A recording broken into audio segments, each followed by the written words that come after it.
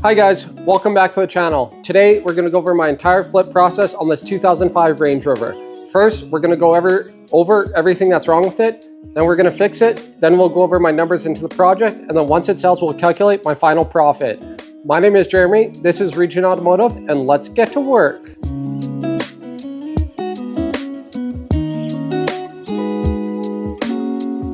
So before we jump into working on this thing, we'll do a quick walk around and I'll kind of show you the condition and what we're going to be working on. So overall, the body is actually quite clean and straight. This is really nice for a 2005.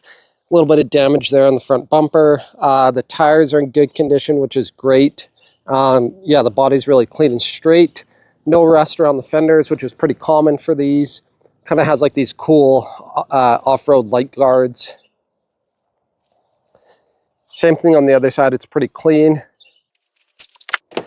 The interior is really nice on this thing too. Like this was definitely fully loaded for the year. It has like the kind of soft leather with like the blue piping, and it has blue carpet, which is kind of cool with wood grain. Everything's in decent shape, like no major damage. All the electronics work, cruise control, AC, radio, all that stuff works. So overall the thing's actually in pretty good shape, but I'm sure some of you guys may have noticed, typical Range Rover things, our front right airbag suspension blew out. So that's the first thing I'm going to do is pull it in the shop and replace both front suspension.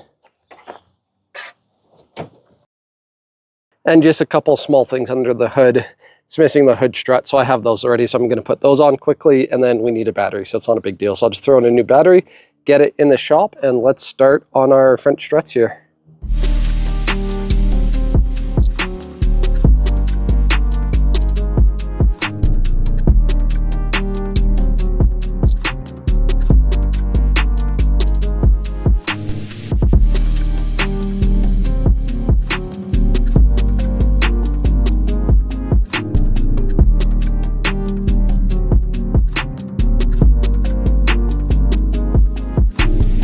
So I figured I would show you the old strut here before I throw it out.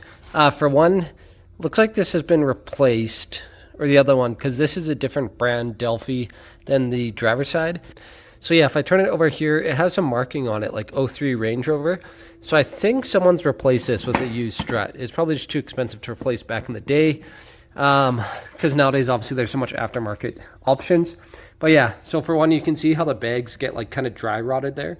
And then this was just that little tear there where all that air punctured out. So that's why we had to replace this strut assembly. Okay, so now that we have the suspension done, just doing an oil change.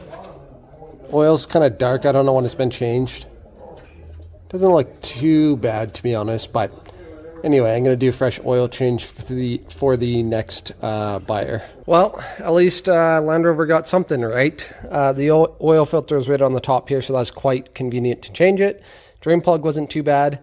This is interesting too. You guys may or may not know that these older Land Rover Range Rovers used, this is a 4.4 V8 from a BMW. So it'd be like the same engine that's found in the 540. So good, bad thing? Not too sure. I think these are known to be more reliable than the 5-liter V8s they replaced them with. And one bad thing about the oil change is, though, that they do take 9 liters of oil. So I need these 2 jugs to fill it up. A little hack for you guys. If you want 530 full synthetic, Costco actually has them. For both of these, it was actually $44 Canadian. So that'd be like 30 bucks US or whatever. Versus if I go to my local parts store, it's usually about $45 Canadian, $40 Canadian for just 1 jug. So anyway, we're going to get 9 liters of oil in this puppy. So next up on the list, we are detailing it. Overall, it's not too bad. I think it's been sitting for quite a while. So I don't know. There's like kind of just spots, like it looks like even the little mold spots. So I'm just going to wipe all the seats down, get all that stuff off this nice plush tan leather, whatever color it is. Carpet's not too dirty, just general sand and stuff. The rear was quite dirty. I already vacuumed that. That whole rear was just filled with dog hair, so it took me a good hour to get all that dog hair, but that's nice and clean. So yeah, we're just going to go through and detail the rest of the interior and then wash the exterior.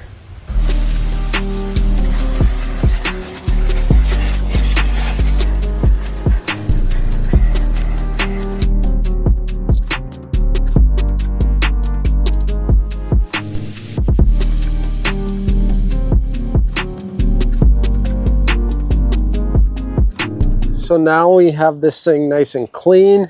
Mechanically, everything's all good. It doesn't look much different on film, but like I said, there's just lots of little sand and specks and crap on the seats just from sitting so long.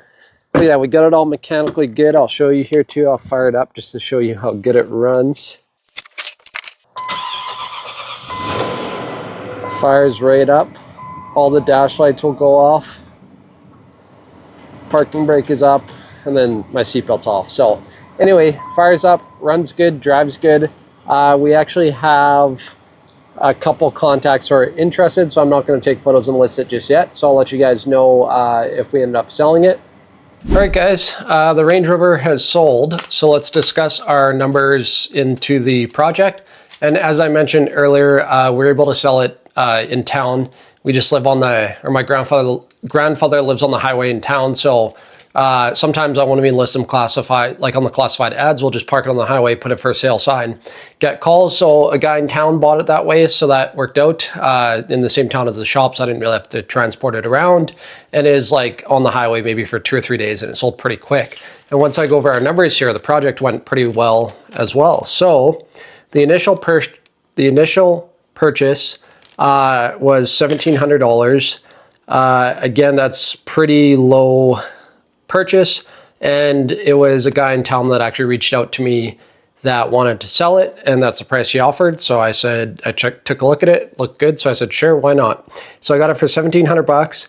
And then the air struts, funny backstory behind that. I actually did a full video on replacing the air strut. So if you want to check out the full video, like the detailed video of me doing that. But what happened was I had like a slight shim or slight vibration in the steering wheel on the highway. So I wanted to check like the tie rods, ball joints, all that stuff. I ended up having to balance the tires, and that mostly fixed it.